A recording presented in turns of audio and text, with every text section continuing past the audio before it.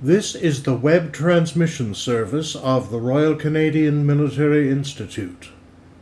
On September the 15th, our first Defence and Security Studies evening of the season hosted Major Konrad Mech of Calgary, who spoke to us on the topic Infrastructure, Energy and Resilience, the unexpected return of conventional warfare in Europe, and its impact on planning. Over to you, Dan and Konrad. Military precision here, 1900 hours exactly. Yeah. Right, so as we bring in more furniture, I will start. Thank you very much. However, Konrad had written at least a couple of really interesting articles for SITREP, which is our bi-monthly in-house journal, and I immediately recognized him as it's an overworked phrase, but he literally is an out-of-the-box thinker. And so when we had an opportunity to chat, I said, it would really be wonderful if you could come and speak at the RCMI. And he thought that was a good idea as well. And it turned out we could put a number of things together at the same time, one being this event, secondly, the RMC weekend reunion, which has actually been moved at the last minute as a result of Her Majesty's passing, so understandable. But that did not deter him. He's going to RMC anyways to meet with his fellow classmates, which is great. But also a very important event, which is his father's 92nd birthday. So, sir, congratulations.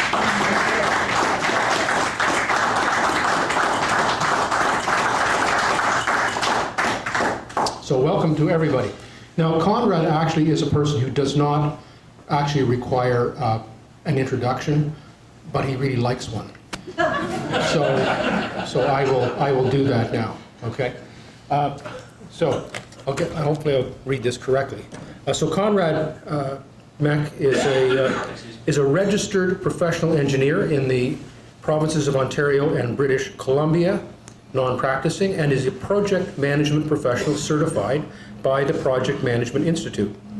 He graduated with a degree in mechanical engineering from RMC and attained the rank of Major in the Royal Canadian Artillery. There seems to be a bunch of artillery people here tonight. What's going on? Where's the infantry? You have to have the time. Definitely outnumbered here, I'll tell you that. He also holds a BA with a major in Commerce from the University of Toronto and a Master of Business Administration with distinction from INSEAD in Fontainebleau, France. He served with the 7th Toronto RCA from 82 to 91 and 2 Field RCA from 91 to 93. He currently serves as the Sales Director, Coasts, Ports, and Inland Waterways with Kongsberg Maritime AS, Horten, Norway. I got through that. A world leader in acoustic technology for underwater intervention, deep sea construction, marine engineering and site inspection, hydrography, ocean sciences, and defense applications. He's fluent in French and speaks functional business Spanish. He's traveled extensively around the world on business, including a visit to Antarctica for a project with the Brazilian Navy. He has spoken at the International Harbour Masters Association, Western Dredging Association Annual Conference, the UK Port Conference, Maritime Security East Conference, and a live webinar on leadership for the Project Management Institute. But now, most importantly, he has spoken at the Royal Canadian Military Institute. So, welcome. Thank you very much for that very kind introduction, Dan. Dr. Eustace. Can everybody hear me okay? Yes. Good. I am really privileged to be here tonight because when you're a younger person, you don't ever think you would be in a situation like this, taken seriously, all right? I also would like to really acknowledge my brother officers from 7th Toronto Regiment and from 2 Field. So Bill Kalajarakis and Jim Brazil both served in Montreal before they left Montreal and joined 7th Corps. Awesome. Also, Jeanette Chow, who's a fellow officer with me, who's the honorary Lieutenant Colonel of the unit. Jeanette, good to see you. My gliding instructor, from 1975 at Trenton Air Cadet Camp, Randy Shantz, when I was 16 years old, on the same course as Chris Hadfield was on. Randy, very good to see you. And a classmate from RMC, Bruce Beavis, who actually lives in the United States. It's okay that he did his MBA at Wharton, but we still talk. And he was an armored officer as well, so that's 2 counts against him. But this is really good. Thank you so much. As well as my family, my wife Kim, my brother-in-law Blaze, whose father was a major in the Armored Corps, serving in World War II in the Liberty Valley campaign, and who was on staff at RMC when Blaze was growing up. My sister Denita, who's her husband, and my niece Faith, who just finished her RMT program. So if you have tight muscles, there you go. And also Barry Downs. I see Dave Burnett back there. I really appreciate and Dennis, one of my FOO instructors. I really appreciate you showing up to hear what I have to say. I actually think I have a lot of very important things to say. I hope that they're taken seriously, and I hope that somehow this information makes its way into people who make policy decisions. There's a reason that the opening photograph is a deer in the headlights. I think there are some very serious problems with Canada's public policy at the national level, and we better watch out.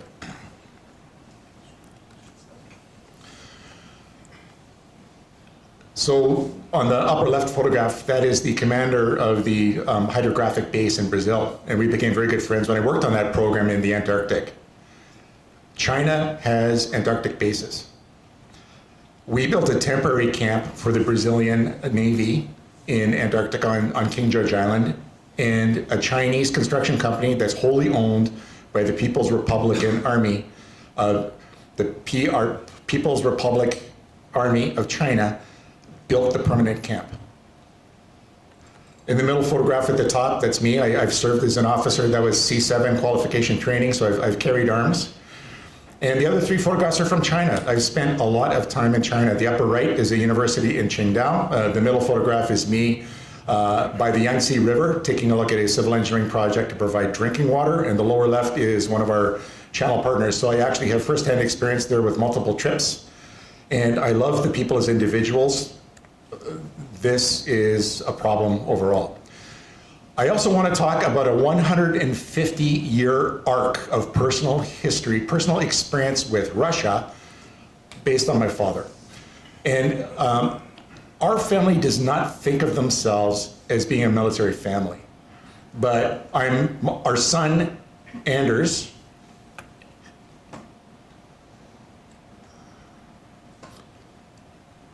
is 5th generation.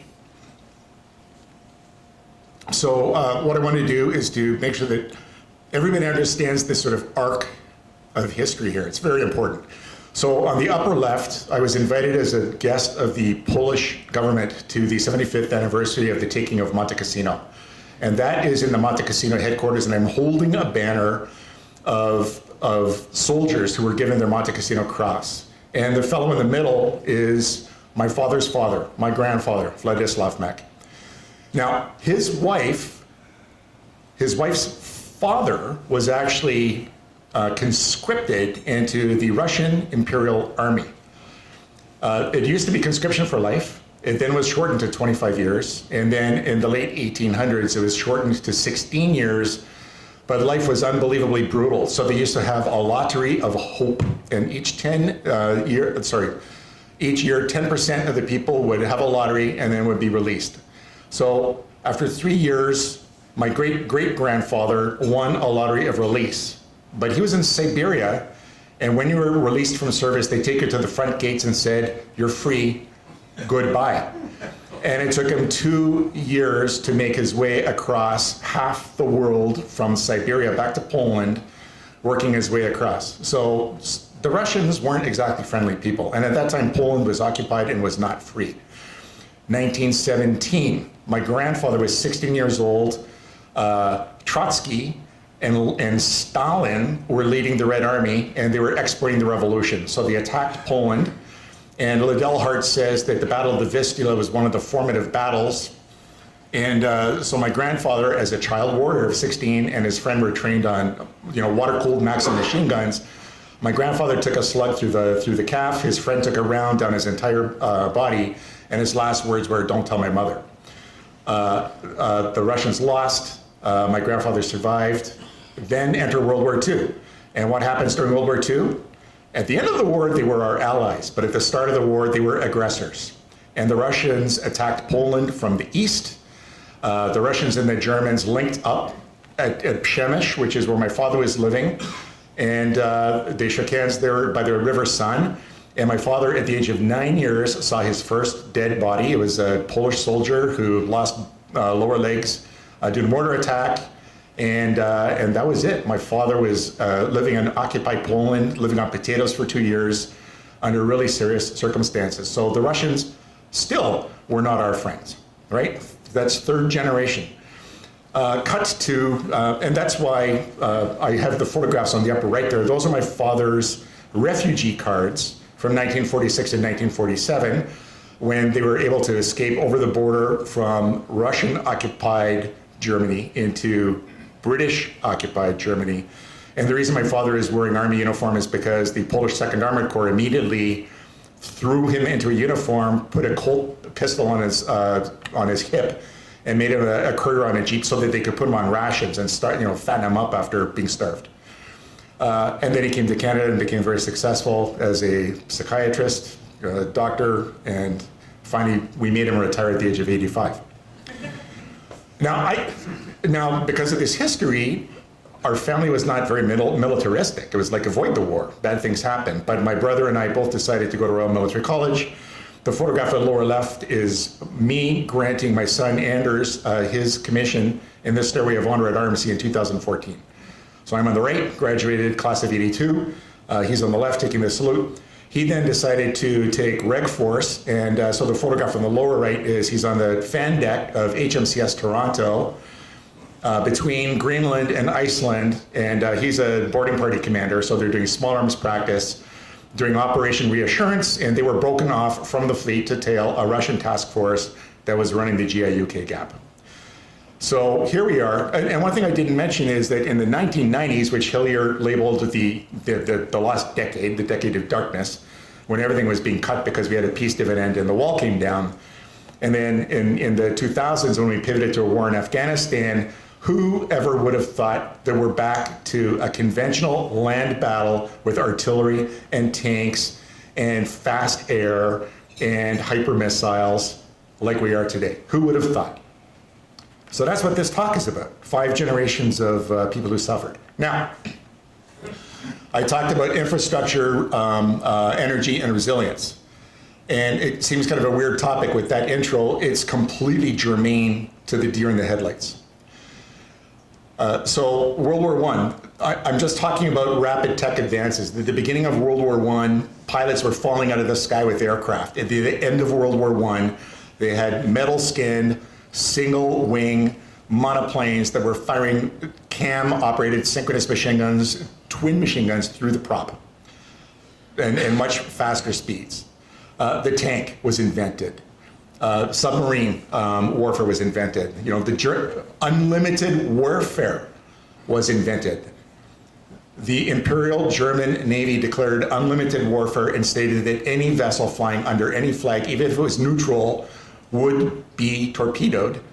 And the Lusitania was torpedoed at the loss of over 1,800 civilians, and that's why the US entered the war.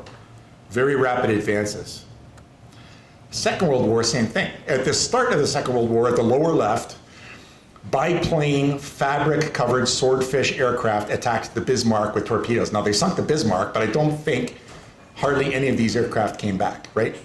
And at the end of the war, the Germans had not 1, but 2 jet-operated aircraft. I didn't realize this, but the Comet was actually manufactured in Japan by Mitsubishi as well. Radar was invented.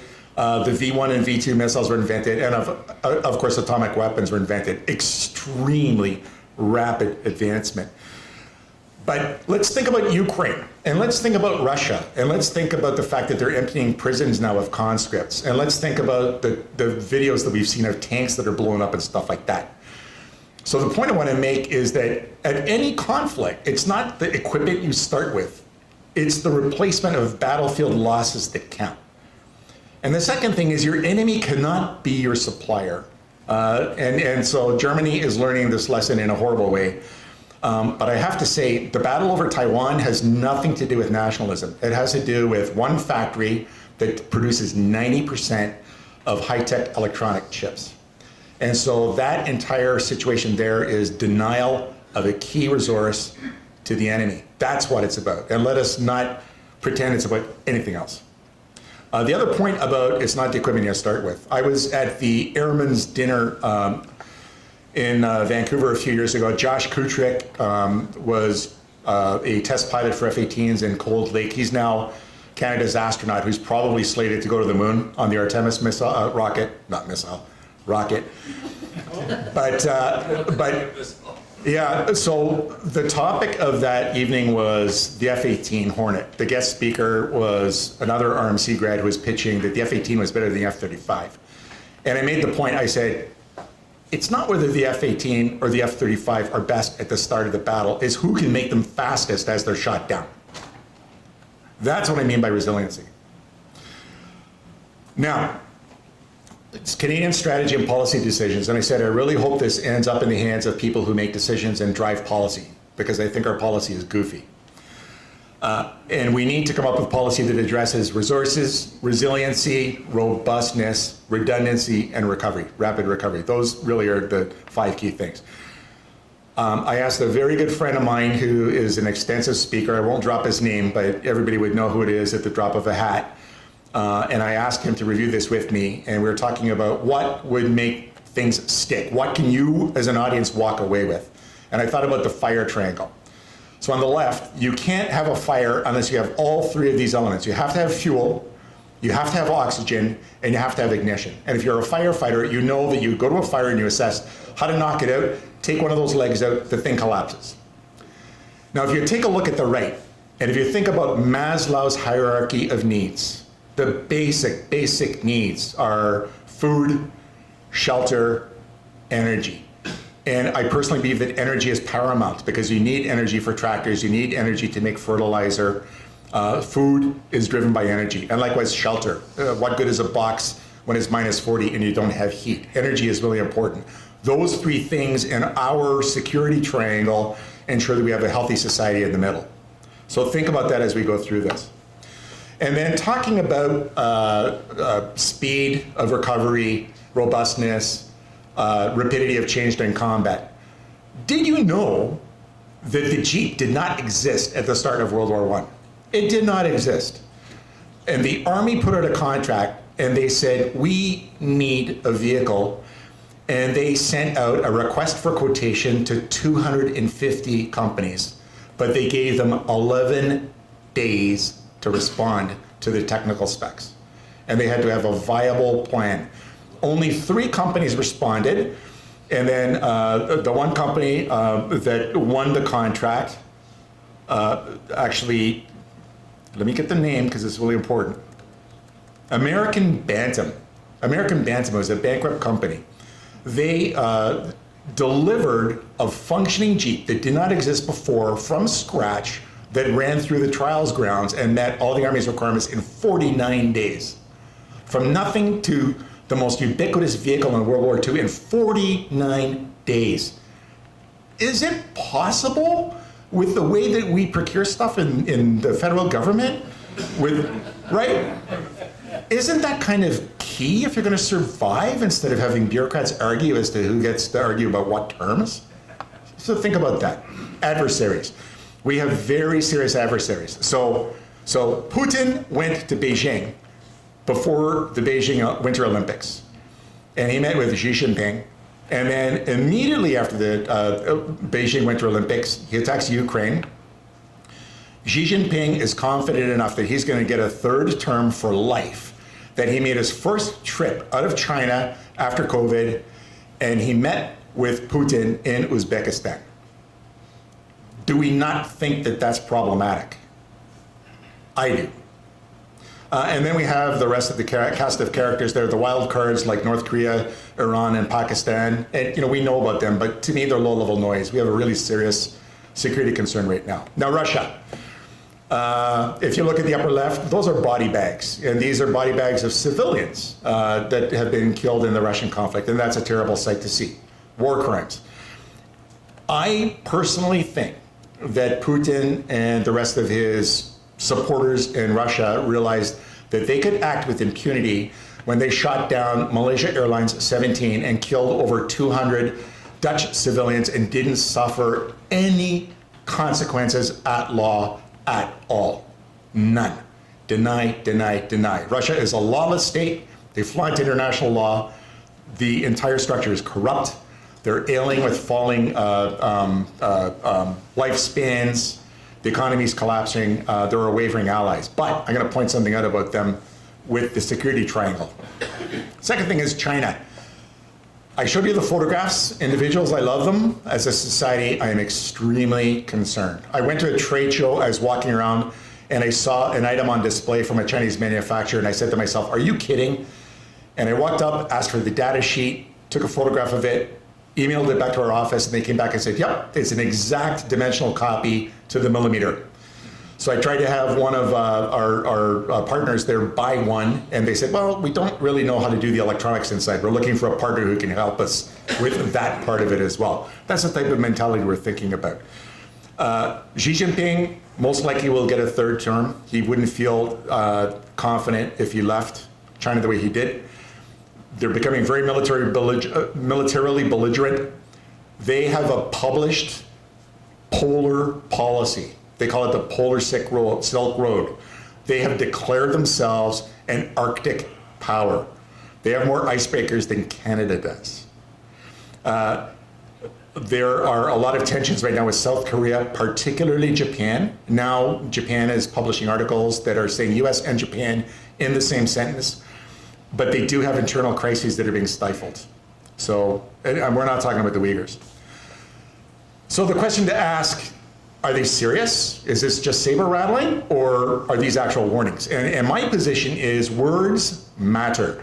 So these are headlines that are ripped out of Global Times, which is one of the 4 official Chinese organs. You can go online and subscribe like I do. And I want to really focus on the circled words because they are really critical. So the word must, that's an imperative verb. It's not, think about it, stuff like that. It's like the US must avoid thinking the way that China doesn't want the US to think. They must avoid it.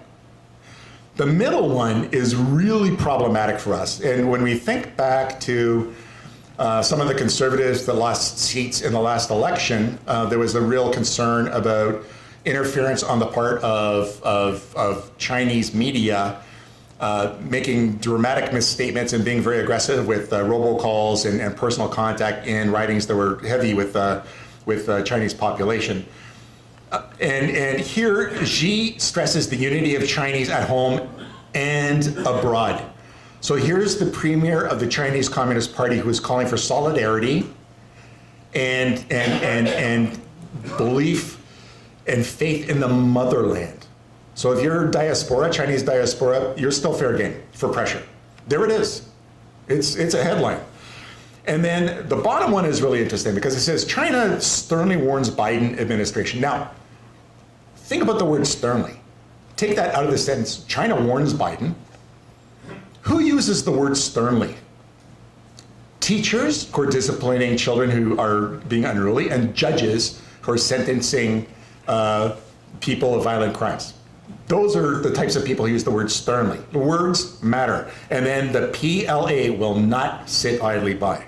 So I personally believe that Russia plays chess, and they're changing the game a lot. They've got a lot of problems, but they're very wily. But China is absolutely telling us their intentions. And if we don't sit there and prepare, shame on us. And those are all headlines with photographs from, again, that newspaper. But you can see photographs in the middle, soldiers, their largest parade since Chinese independence in 1949. Now, this is really interesting. This is the retired editor of Xinhua Net. So out of the 4 Chinese media, this is the senior one. And he's retired, but I want you again to read that quote, and then I want you to listen to his words, which you can read in the subtitles below. It's really telling because words matter. China has seen through Pelosi, who is showing sham courage in isolation, this is a good timing for us to punish external supporters of Taiwan independence and demonstrate China's resolution. Hopefully, her punishment will act as a deterrent to others. So that clip is 2 minutes long, but if we don't pay attention to that, shame on us. They are really telling us that they are very serious about what's going on. So in my read, and I'm not a military historian, I'm not part of a think tank, I'm just a person who travels around the world and is involved in technology and formally served, and I read a lot of media. But in my take, military conflict is probable, and it's possibly China against a Pacific ally, South Korea, Japan, or Australia, who are really butting heads with China. Russia with Europe, including Poland and the Baltic states, especially now that Finland and Sweden have decided to threaten their borders even more, or the worst scenario is both.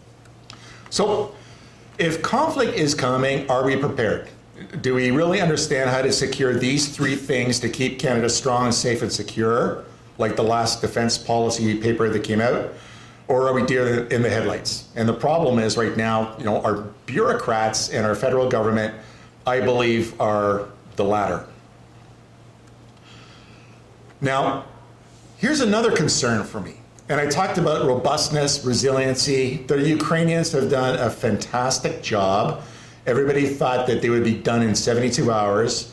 It took the West probably 2 months to step up with a proper flow of support. And now look at the headlights. This is from 5 days ago from the CBC. Ukraine pleads for more weapons. Allies warn cupboards are almost bare. Do you know which country is being the most forthright that we can't do anymore? It's Germany. It's Germany. Which country also has 50% of their energy requirements coming from the east? Which country has the largest industrial base? Which country makes tanks at Rheinmetall? What makes high-tempered steel they use for artillery barrels for the West? Germany. So that's a real problem. Who can replenish and sustain, and who is resilient? Which takes me to control of the seas. So I mentioned that I work for a Norwegian company. By the way, every single statement I'm making here is a personal opinion, and I don't even want to mention their name, but I've been exposed to a lot of what goes on. So the world's busiest ports, there are 20 ports there. The largest port that is not in Asia is Rotterdam. 10 years ago, Rotterdam was the largest port in the world. 7 of the 10 largest ports in the world are Chinese, and it's mainly export-based. So think about that. We need their stuff. We need their stuff. And the next thing is, why do we need their stuff? Well, we've outsourced a lot of our high tech. We've outsourced a lot of our base manufacturing. And we've also outsourced the things that make life comfortable, like super cheap stuff at Walmart, disposable clothing, and so forth. A lot of companies that I know are furiously onshoring production, bringing it back. They're saying it's more expensive. We must have control over our supply chains. It's a strategic imperative. Now this is a really cool graphic, because now we're going to talk about control of the seas again. So this is a chart that shows automatic identification systems for every single vessel that's traveling the seas. It's a snapshot in time. So if you see a little dot there, that is a vessel, and its automatic identification system is snapshotting where it is in the world. And what I want to point out is China's polar Arctic policy is focused on this. Why is that a problem for Canada? Well, the Northwest Passage goes through our archipelago. That is supposedly our Arctic sovereign territory. And I know a certain company that I'm very close to, and I won't mention its name. We have stopped selling China accurate underwater mapping equipment that's used for producing charts, because they also have an extremely large submarine fleet, including nuclear submarines. So they have icebreakers that are actively charting, they have submarines, and they are very, very interested in securing trade routes. And I submit to this group that is going to have an impact on our sovereignty, unless we do something about it. Maritime choke points. So again, don't read this. What I want you to be aware of is that all those dots that are traveling around the world travel through choke points. Why are those important? Control of the seas. And so I want to point out here that at the lower area where those red pins are, that is Djibouti. And that is for Asian traffic that is going to travel through the Suez Canal into the Mediterranean to service the European market. If vessels bypass, like when the Evergreen got stuck in the Suez Canal and go around the Cape of Good Hope in Africa, that is 11 more days of delay, of greenhouse gases, of costs for transport, of all those things. So control matters. Now, what's interesting here, the US was here first, and if you look at the lower right, you can actually see it says Camp Lemonnier, and then above that is the long 10,000-foot runway that services that army base to secure the channel. At the upper left is the new Chinese base. They're 36 minutes apart by road. Why is that a problem? Well, the Chinese have already started lasing American pilots in the eyes when they go to land. And so it's mischief, right? It's actually an act of war. They're using a weapon against military inbound flights. So that's who we're dealing with. Let's talk the weaponization of food. So the security triangle, we've got energy, we know about that, food. So these photographs are of Chinese commercial fishing vessels, except they're not. The upper photograph actually are Chinese fishing vessels that are drilling, and this is a naval militia. These vessels carry weapons, and their job is to go and rape the seas and steal food, impinge on exclusive economic zones. It's not good. The lower photograph shows some of the 3,500 large factory vessels that go out to catch fish and feed their populace. What are we looking at here? Well, we see the Galapagos Islands, which are Ecuadorian sovereign territory, and then the blue circle is their exclusive economic zone. So based on the upwelling of ocean currents that carry nutrients up, it's extremely rich in terms of fish life. All those dots there are Chinese fishing vessels. None of those vessels have their AIS systems on, so their positions are identified through satellite traffic and listening to RF emissions, navigation gear, navigation sonar, and communications. And on the right side, those red dots, those are Chinese fishing vessels that are intruding in Ecuadorian territory and stealing an Ecuadorian resource, and they really don't care about quotas. That's who we're dealing with. So they're doing absolutely the right thing to secure food for Chinese people, but it's absolutely at the expense of everybody else. And who cares about international law? Deny, deny, deny. Let's talk about energy security. And this is an area where I think that Canada is really hurting itself, and I'll tell you why. It's because Minister Guilbeault, in his energy policy, is himself doing damage to that really critical leg of the security triangle with the reliance on renewables. And let me show you how. So, greenhouse gas emissions, yes, they're bad for the planet. We can argue about whether Canada, taking huge economic pain to do anything about it is worthwhile when the largest emitters are the US, China, and India. And I'll show you the next slide, which shows what's truly outstanding about the use of power. But the point to make here about when carbon fuels are burned, how's it used? Well, 73.2% of greenhouse gas emissions are from the use of that energy to do things. Energy in industry, energy in transport, energy in buildings. And then there's some processes like cement and chemicals where the actual workflow of making those things like cement causes greenhouse gases. And the production of cement by Lafarge and Tilbury Cement, and in China, when people are building buildings out of concrete, it's unbelievable the amount of energy it takes to make. So that is how energy works. Now, let's take a look at this slide. So the use of carbon up until 1950 wasn't really that dramatic. So the surge in carbon from 1950 to our present time in 2010 on the scale is driven by the significant increase in our span of life, which is wonderful. It just means we're doing a better job keeping human beings alive. And my friend told me that in November, we will roll over 8 billion people, November, 8 billion people on the planet, based on the fact that rates of reproduction are falling dramatically in a lot of places. It looks like the global populace will peak below 10 billion, which is seen as being a really critical threshold.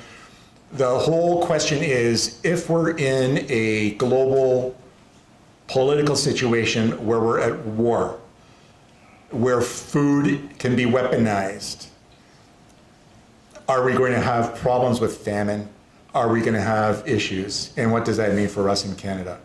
The other things, there are a couple of things like nuclear actually drops. That's when Germany scored an own goal politically. Fukushima, was the largest tectonic earthquake in the world, 8.5, on the Richter scale. And so they had the problem with the nuclear plant. And Germany thought it would be a great idea to decommission all their nuclear plants, but they don't have any tectonic plates there, right? So that risk was zero. It was an own goal. And the other thing is that the renewables at the top in the green, that's it. The majority of this growth has been with carbons. So that's the difficulty of pivoting. I want to talk about the trouble with renewables as a target as an artillery officer. Because, like I said, I think that there's going to be conflict. We are members of NATO, and I said that that conflict could very well be in Europe. So let's take a look at what some of the problems are. First thing is solar. So the photograph at left is the largest solar plant in the world, and it's in Morocco. It covers 6,100 acres. So the solar farm itself covers 6,100 soccer pitches. Second thing is, this is supposed to be green, but it's in a desert, and in deserts they have dust. And if dust goes on solar panels, they don't work so good.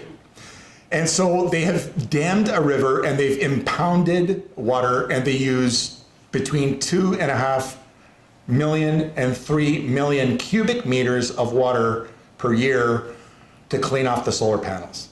And also to control the cool down, because when the sun goes down, with all the thermal shifting and contraction, these things can break down if they're not properly managed. And that water could be used for other things like city sanitation and agriculture and stuff like that.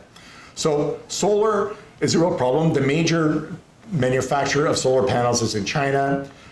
These things are all mounted on stainless steel frames, and it takes a huge amount of copper cabling, which is mined in Chile in the Atacama Desert, where they also don't have water, in order to connect all these things together.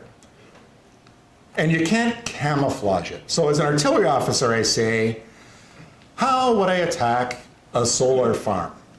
And the answer is with airborne cluster bombs.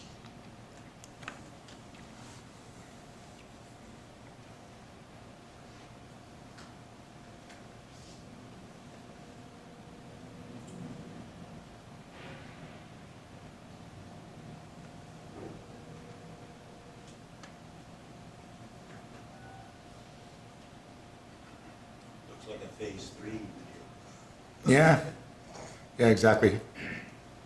Telling us why we had to dig with overhead cover, right, Bill? Okay, so you get the picture. Not very pleasant. And the point about that video is, as an artillery officer, after the first mission, you say, record as target, and then you wait for the Union guys to show up in their trucks to start to do repairs. And then you go repeat. And then after a couple of those episodes, no one's going to go back. So in my opinion, solar farms are extremely vulnerable, and their ability to produce power as a renewable would only degrade over time to potentially nothing. Now the second source of wind power, and by the way, there are 5 renewables. I'm not talking about geothermal, and I'm not talking about biomass, because their percentages are so very low they don't count. So the second type of renewable is wind power. Now again, I'm talking about Europe, our allies, not Canada, because we don't have offshore wind farms. But I was at a conference in Denmark in the spring called the World Dredging Congress. And this is being presented. It's a project that is on the go in the North Sea for Denmark. And so on the left, you see maps that show the areas where they're going to farm power, and then they're going to centralize it to this concept called an energy island. So they have clusters of these wind turbines, and then they have all this power brought in with subsea copper cables that are brought into one single island that will take 7 years to construct. And that one single island will manage the power distribution to 12 million homes. Now, as an artillery officer, I also think, how would you attack a wind farm? So would you go and use a submarine and shoot the monopiles? So a monopile is a steel tube that is driven into the seabed, and half of the steel is below the surface. It's estimated that there will be 100,000 of those by the year 2050 to produce power that's required. And on the left, you can see a worker who's standing on top of a nacelle. So the actual electrical generation equipment is on the top of that tower and is extremely sophisticated, produces very large quantity of megawatts, but it's on rotating bearings, and they have carbon fiber blades that turn this thing. These things are placed where there's wind. Where there's wind, there are storms. They're very, very ugly, robust environments, and they have to be maintained. So again, I want you to think about the human being here. I want you to recognize that there are going to be 100,000 of these pylons, and I want you to watch this YouTube clip. So this YouTube clip, I'm going to not show you the whole thing, but the guy with the red pants at the bottom is a safety guy. His job is to make sure that the worker who's on the monopile does not fall into the ocean, or worse, does not fall between the boat and the tower and get crushed or killed. That's his job. And I want you to watch how this safety guy himself nearly goes off the boat.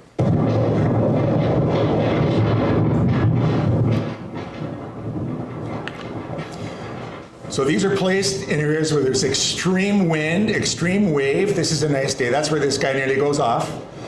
And then watch the face of the guy when he finally gets off the ladder onto the boat. He shakes his head.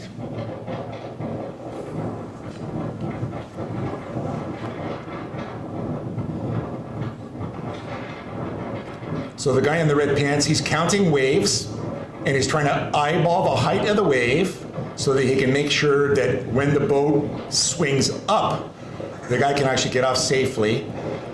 The guy is supposed to be clipped in with a D-ring, but because of the severe motion, they didn't even bother. He's just free falling onto the boat.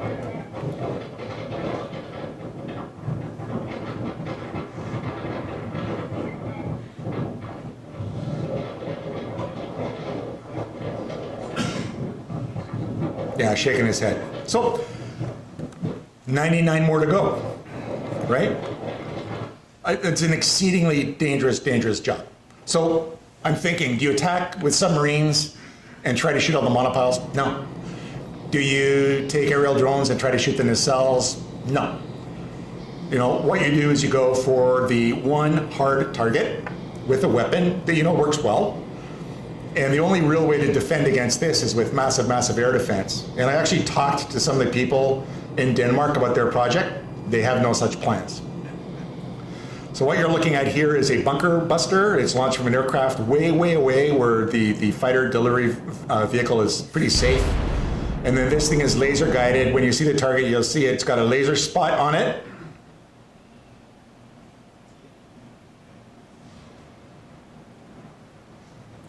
And there goes your power for 12 million people. So I think that we live in a state where, you know, we are being pretty naive if we don't think that these assets have to be protected. By the way, this is how you rebuild a wind turbine. If you have to sit there and rebuild it, there's a vessel that floats out and then it jacks itself up on the bed, and then it has the crane, and it physically has to lift up the engine nacelle, the blades to secure it. That vessel is a target. They're extremely expensive. So the whole thing is problematic. And my analysis of this says that wind power, just like solar power, is a renewable resource that will degrade to nothing because of the fact that you can attack the people who are servicing them and take out the central sources. Hydro dams. This is spots of all the hydro dams we have in Canada. And so we are extremely reliant on hydro. My source who helped me with this presentation reminded me that Bagotville, the fighter base in Quebec, was actually started up in World War II in order to protect the hydropower dams and the aluminum smelters that were producing aluminum for the Allies during World War II. That's why it's there. But we've known how to take dams out since World War II because we did it on the Mosa River in Japan with the Dam Busters. Good movie. So that's renewals. And then the final point I want to make is about refugee migration. So on the right, this graph is way out of date because refugees continue to leave Ukraine. It's a horrible situation. The largest ball on the left shows at that particular time, it's north of 4.5 million Ukrainian refugees who are now in Poland. The other areas show where refugees are going. The graph on the left shows peak migration. So in the 90s, that's when the Middle East was extremely unstable, and we had a lot of refugees there. And then 2015 onwards, it's just spiked. So conflict is really bad. I would submit that this is one area that Canada could really help a lot because we have huge amounts of land. We are a wealthy place. We need workers, and we really should open our arms to refugees to bring them here, change our criteria to make sure that they settle elsewhere, not in Toronto and Montreal. But we have a big country. We do need refugees, and I think that this is an area where we could shine and help. And so I am almost done. I just want to point out, what does this mean for Canada? Well, first of all, the real serious question is our energy policy for this country. Are we being naive? And I submit that we are. We're trying to, actually destroy our fossil fuel industry. It's very ironic because right now the federal government is running a surplus specifically because oil prices are so high. So I think our energy policies are naive. I think that the Alberta energy producers are among the most responsible. I work with them. I see what they're doing in order to try to do carbon capture, trying to make sure that they control fugitive emissions, make sure that they transport these products safely. And I think that it's a real disservice to us to badmouth them and treat them the way that we do in the East. It's really shameful. And one of the things that we could really do is stop importing 1 tanker per day of Saudi oil to the refineries on the East Coast. If only we could convince Quebec to take an existing pipeline, take the valves out, turn them 180 degrees, and put them around so we can change the flow. The pipeline's there, and most people don't realize that. Second thing is Arctic Archipelago. I've made the case, use it or lose it. And I really think we're behind the 8 ball there. Canada and NATO. So Chrystia Freeland is up to chair NATO. Is that really, really something that's going to happen when we are such gross under-contributors in terms of our budget? Right now, Canada cannot put a frigate on operating assurance because every single frigate is in maintenance. So we can't even meet the most basic obligations that we have to our allies right now. So we need to get serious about that. Geographical distance is no longer a defense. And during World War II, we were pretty free and easy of direct attack. No longer the case. You take a look at the Chinese Navy, you take a look at Russia, and I believe the count is like 200 bases on their Arctic shore. We are no longer geographically isolated from serious damage. And that'll be a real wake-up call the first time that we have a military attack on home soil. Our manufacturing capacity and our labor skills, we have far too many people who graduate with undergraduate degrees that really don't contribute at all. We have disrespected trades education for way too long, and it's shameful. Today I was listening to 102.1, which is a pretty young person radio station, and they were talking about a survey where they showed how dissatisfied university graduates are with their liberal arts degrees. Well, that's an own goal. Go back to school and learn to contribute, right? And we need to really grow our manufacturing capacity. And I talked about Canada and refugees. So I duplicated this slide because it is so critical for Canada. It's not the equipment you start with, It's the replacement of battlefield losses that count. And our problem is we don't even have the proper equipment to start with. The second thing is our enemy can't be our supplier, and we have to really focus on that. So my conclusions for this talk, and I thank you for your patience and your understanding, but I truly believe that we have coming military conflict for the West, and we will be dragged in whether we want to or not because of our allied commitments. We have really severe capability gaps in the West. Renewable energy is vulnerable, and we need to figure out a way to either defend it or come up with pragmatic solutions and make sure that we don't forego our carbon fuels. And my recommendations for Canada are, let's uncouple from our supply dependence on China. Let's get serious about securing the Arctic. Let's produce secure and reliable energy. Let's be an effective ally. And the 5 key policy words that we should be thinking about that drives all our decisions are resources, resiliency, robustness, redundancy, recovery. Thank you.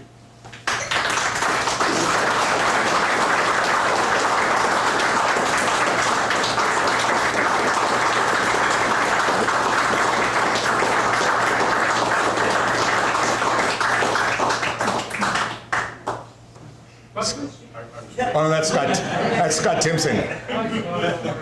Scott and I did phase 2 together in Gagetown, so lots of common stories. Glad you could make it, thank you. Okay, so waving's over. Questions?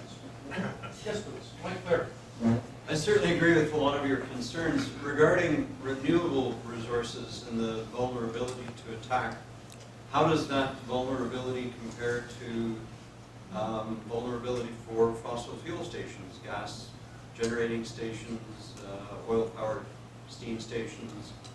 They would also be great point targets, wouldn't they? I agree with you, and I think the one of the things about the fossil fuel production is that it is so very distributed and diverse all over the place. The second thing is, I think that there's just such a mindset among the West that we already have defensible positions around those. You know, like offshore wind, it's offshore. How do you protect that? It's extremely difficult. The solar panels are really difficult to repair. So I take your point. I also was thinking about nuclear plants. And I think that what you need to have is a really solid, mobile air defense set up around those. And a real concern is saturation attacks with multiple weapons. I don't know, we could ask the Israelis about Iron Dome. It seems to work really well. And that's the way we need to think. We need to think about what we can do to harden targets. All I know is that when I talked to these people in Denmark, they actually recognized it was a soft target and there was no plan. No plan. So that's where it starts. I agree with you. All energy is vulnerable, and that's why it becomes a target right off the bat. Randy. Yeah, this is ironic because I actually worked with a guy, an airline pilot, but he has a side gig with his brother, and this is from China, but they have low-speed wind turbines, so it's very small, very local, and you put them on a farm, produces enough electricity, runs all the things. So that's one way renewables actually become diversified on small local scales. So yeah, if you want to take them out, there's 30 million targets. You just can't do it. Right. China doesn't have the military to do it, so you just having these super targets or rich plants, you can diversify the energy source. It's a lot easier actually instead of having an all well in everybody's backyard. Yep. Instead of a small wind turbine or something like that. Well, if you think about when we deployed an exercise, we always took along generator sets, right? Generator sets, jerry cans. So the point is producing your power locally, but the key thing is you actually have to be able to refine the fuel stock at the front end, right? And that's the big thing. So. Renewables like wind and solar, it's producing your power, it's electricity. Yeah. And that's what people don't realize. We take a lot of our fossil fuels and use them to produce electricity. That's Yeah. what our standard of living is based on. Yeah. So last year in Scotland, they have a huge number of wind farms. They didn't have any wind. And so that's one of the drawbacks. And the other thing that's really interesting is that, I was in Norway 2 weeks ago. And we in British Columbia pay 9 cents a kilowatt hour. And in Norway, because they're exporting so much electrical power south to Europe where they can't produce it right now, they're paying $1 US a kilowatt hour. So there are people who are, I bought a Tesla, I have to park it. Yeah. So unintended consequences, right? It's just like, how broadly do these things impact us? And can we pivot to something else without suffering a catastrophic loss? I think, I didn't mention this during the talk, but here's the key point about why sanctions against Russia really don't matter. And I think we should punish Putin all we can. But for the Russian people, sanctions don't matter because they have food, they have shelter. It may be terrible communist era concrete shelter, but they have shelter and they have energy. They have everything they need for a base form of life, and they're actually used to deprivation. Germany is in serious trouble. Ray. So do you take any comfort from the fact that like solar panels have decreased in cost so much in the last 20 years? Kind of sort of like dispersing. I mean, everybody who owns a home has a roof. Very few people have solar panels. Maybe it's time for us to look at that and say, well, you know, I mean, very little infrastructure is safe from a cluster bomb attack. Yeah. That's the standard, and Yeah. you know, we got to put everything underground, and that's no way to live. But it seems to me that it makes sense that we could disperse solar production in Canada, even Yep. more northern country. You know, that's an excellent point. My response to that is human behavior. And so we live in a democracy, and politicians don't like to tell people what they have to do. I mean, look at the problems with the Liberals who have now created vaccine mandates as a wedge policy. I'm not going to speak about that. I'm just talking about any type of directive mandate like that is problematic. The second thing is, it's really easy for the individuals to say, yeah, saving the planet's a great idea, right? Their actions belie that. You go to Muskoka, the motorboats and the jet skis are out every day. People are driving up the 400 to still go to the cottage. Vehicles are getting larger, not smaller. The vehicles are getting heavier, not lighter. You know, these are all own goals. And why? It's because people are free to make those consumer choices. You know, so what people say is not consistent with how they act. And so that becomes the issue for politicians, is how do you actually make people realize that things are so very serious that they need to do that. And the flip side is, you know, my brother put solar panels on my parents' cottage, and my parents sold their cottage to two employees who actually work for Ontario Hydro. It took months to get Ontario Hydro to stop sending other forms for people to sign to actually get them to cut over the sale agreement to sell power from the solar farm on the roof into the grid, because they really didn't want to do it. So policy issues, behavior issues, you know, macro issues, micro issues, those are the challenges that our policymakers need to think about, and I don't see evidence they're doing a good job.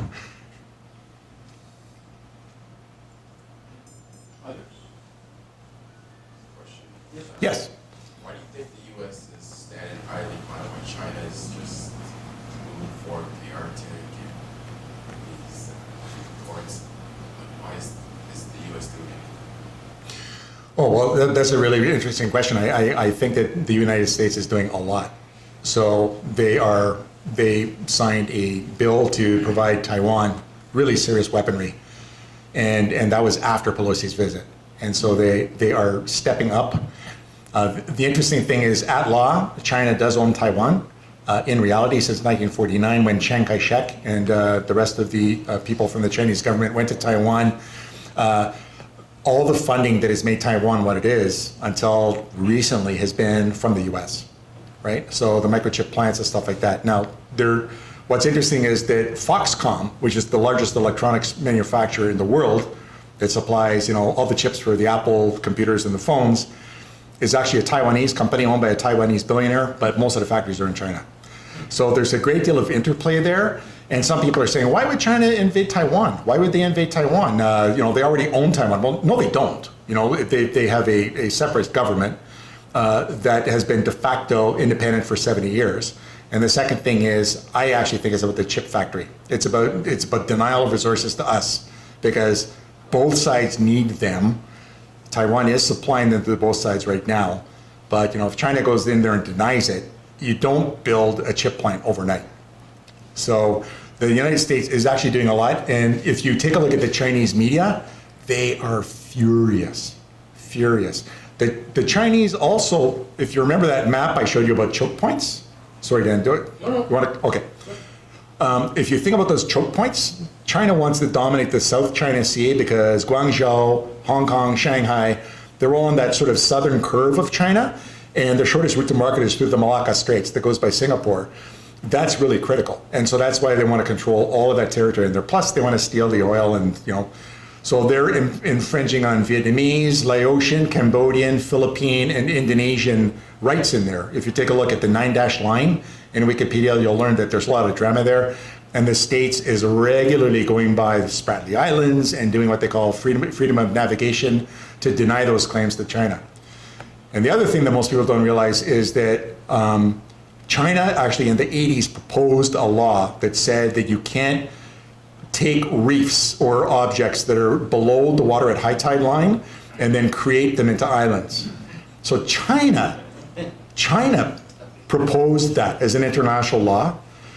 Then they started to do that, and they've built landing strips and they've militarized them. They've put rocket launchers on them. They've got aircraft on there, and so that case that they were violating international law went to the International Court in The Hague, and the ruling went against China, and they went, so what are you going to do? As a Tony Soprano law, right? What are you going to do? Yeah, and so the States is doing a lot. I recommend that you subscribe to XinhuaNet, XINHUA.net, and take a look at their English feed, and then globaltimes.cn, and just read the rhetoric, and it's fascinating. The Americans are doing way more than you think. Yes? Last question. Yes. Could you comment on Japan's pivot, because they talked about greatly increasing their military budget, Yep. and also they took their 3 destroyers, and did sort of this, and they're basically turning them into instant aircraft carriers, which I kind of think really would hurt the Chinese and is somewhat amusing. So I just wonder if you have a comment on that. Well, so let's remember that the Japanese Constitution, actually prevents them from having a military, but they're allowed to have a defense force. So that's one thing. Second thing is the Chinese rhetoric is actually attacking Japanese sovereignty. The third thing is that the incursion that's happening in the South China Sea is actually happening to Japanese-held islands that are in the south of Okinawa, stretching down towards, I'm losing my geography there, but it dribbles into some of the islands, I think at the north of the Philippines. Yeah, the Philippines. Yeah, and so, the Japanese are getting threatened the same way, and also having incursions by illegal fishing into their territorial waters. And so now when you read the Chinese press in terms of rhetoric, a lot of the phrases are US and Japan. So it's the Chinese who are coupling the Japanese as being very aggressive allies with the United States. Australia is being pulled into that too. The Chinese are extremely displeased that the US are selling their nuclear submarine technology to Australia, to protect them. There's a lot that's going on. And that's another thing that I forgot to mention that the Americans are doing. They're selling extremely tight-held technology to provide allies with defense capability. Thank you. No applause for me, please. First of all, I have to check my belongings here. Okay, found it.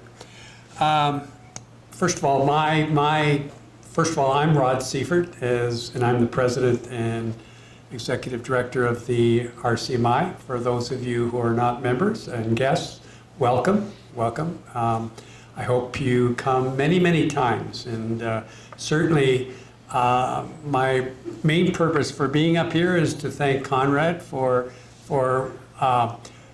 what was a very many people would say controversial, but it's a speech or a presentation that has to be given time and again. So thank you absolutely for that, Konrad. Thank you for bringing your entire family. I think you have half the room, and but for that, we probably would not be breaking even tonight. But you've done the job, not only given the presentation, but you've helped our economy here. I was interested to hear that your Polish extraction. Back about 2 weeks ago on August 24th, we had a delegation from Poland here. They are, I had to write it down because I always forget it. and I can't see it in this light, but it is in fact a government agency that deals with history of Poland from 1917 to 1990. It's the Institute of Remembrance, is its proper name. They go into every school. They have many, just to teach about the importance of maintaining vigilance against particularly their historic foes in Russia. So very, very interesting. Thank you for your Polish forebears and for bringing you here to Canada. I'm sort of Irish myself, so we're all from somewhere else, I think, in this room. Konrad, we always give a little gift to our appreciation to those who attend, and I have one here for you. That's what I was looking for. And it's here. There it is, with our crest on it. And by the way, I have to do this little commercial here. We're running a promotion on membership right now, so the initiation fee is cut to 50%. And if those of you who are gunners, you know, and have already been members, I've already made this offer once, I'll make it a second time. No initiation fee if you've been previously a gunner, a member of this institute. In fact, and you want to rejoin. Thank you very much, and I apologize for the speech and the This has been another in our series of webcasts produced by the Royal Canadian Military Institute in Toronto as a public educational service. You can find news of upcoming events and links to our webcast archives at www.rcmi.org. On behalf of the RCMI, this is Eric Morse saying goodbye for now, and thank you for joining us.